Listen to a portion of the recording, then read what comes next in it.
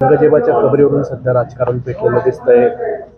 विश्व हिंदू परिषद असेल, त्यानंतर RSS असेल, यांनी या ठिकाणी कबर उकळून टाकायचंही केले, पुन्हा एकदा कार सेवेचेही केले. मला असं वाटतं की औरंगजेब हा जो महाराष्ट्राच्या इतिहासातील एक कलंक आहे. महाराष्ट्राच्या इतिहासामध्ये छत्रपती शिवाजी महाराज आणि मराठ्यांचं जे राज्य उभं राहिलं त्याच्यामध्ये त्याच्यातून या औरंगजेबाचं सगळं जे आज आपण उदात्तीकरण पाहतोय वेगवेगळ्या ठिकाणी होताना, मला असं वाटतं की त्याची अजिबात आवश्यकता नाही. किंबहुना त्याचं नाव सुद्धा महाराष्ट्रात कोणी घेऊ नये असं मला वाटतं. तो एक आपला इतिहासातला कलंक होता आणि त्याची वारंवार आठवण करून देणं हे देखील चुकीचं आहे असं मला वाटतं. याच्यावरून संजय राऊत म्हणतायत की भाजप आणि RSS कडून दंगली भडकवण्याचा प्रयत्न करण्यात येत आहे. नाही, मला असं वाटत नाही. मला असं वाटतं की जे आपण आता स्पर्धेचं युग तयार झालेलं आहे, त्या स्पर्धेमध्ये आपण एकमेकावर टीका टिप्पणी करत असताना कुठंतरी एकमेकाला औरंग्या म्हणणं किंवा हे म्हणणं, आता पूर्वी शिवसेनेचे नेते जाहीर भाषणामधून शिवसेना प्रमुख बाळासाहेब ठाकरेंनी अनेक वेळा औरंग्या या शब्दाचा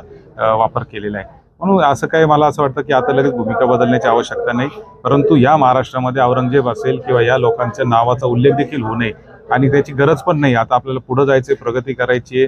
आपण देशाच्या प्रगतीबरोबर, जगाच्या प्रगतीबरोबर महाराष्ट्र घेऊन जायचं आहे. त्यामुळे अशा गोष्टींचा उल्लेखाची गरजही नाही आहे महाराष्ट्रात असं मला वाटतं. कडून छत्रपती शिवराय आणि छत्रपती संभाजी महाराज यांना बदनाम करण्याचं षडयंत्र त्यांच्या कार्याला त्यांनी फारसं महत्व दिलं असं शिवेंद्रराजे म्हणतात. नाही, शिवेंद्रराजेंच्या या मताशी मी सहमत नाही.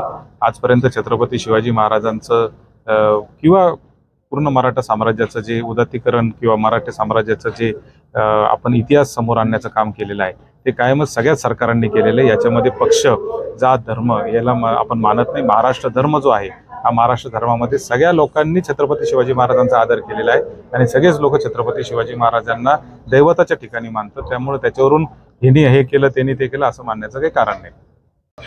सरकारी कर्मचाऱ्यांना जुनी पेन्शन योजना लागू झाली पाहिजे याबाबतमध्ये शासनाने सकारात्मक मागच्या सरकारमध्ये तत्कालीन मुख्यमंत्री एकनाथ शिंदे साहेब असताना जाहीर केली भूमिका.